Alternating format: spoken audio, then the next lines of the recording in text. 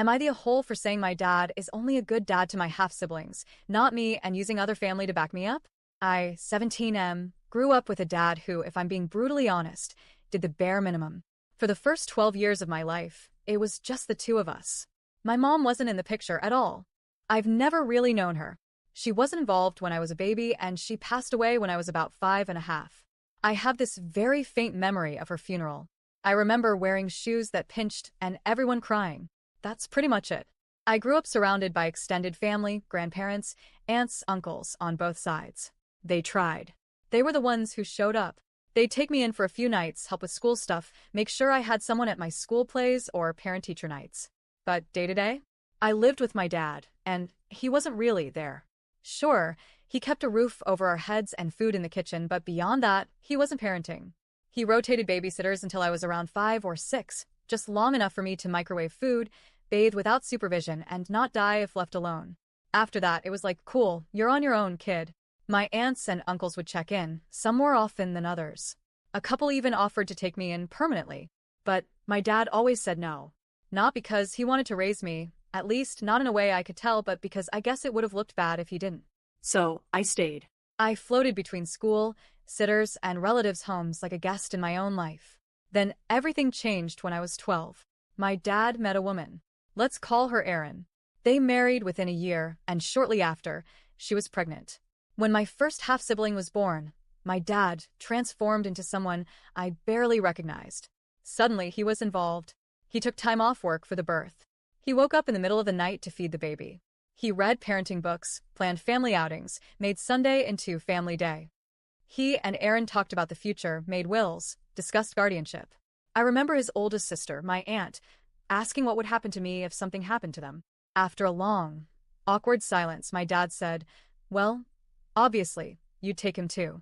But there was no paperwork, no legal arrangements, just a shrug and a verbal, sure, I guess. Fast forward a few years. My half-siblings are now 4, 2, and 1. My dad knows their favorite foods, how to calm them when they cry, what books they like at bedtime. He plays with them, hugs them, talks to them. When they're sick, he stays up with them. He jokes with them. He's patient with them. He parents them. And me?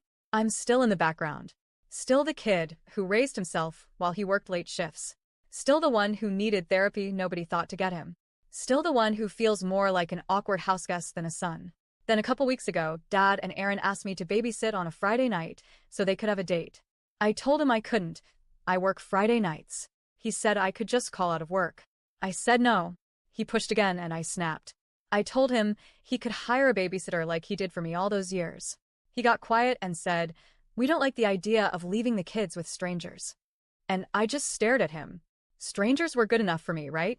So I said it. I asked him why it wasn't a problem to leave me with strangers back then. He said, it was a different time, different circumstances. Then he said something that really pissed me off. He told me babysitting is the role of the oldest, that I'm part of this family, and it's time I act like it. I told him, since when am I even part of this family? He looked hurt, then angry. He started saying he's been a damn good dad and my attitude is what's wrong. That I'm twisting things, being disrespectful. I told him the truth.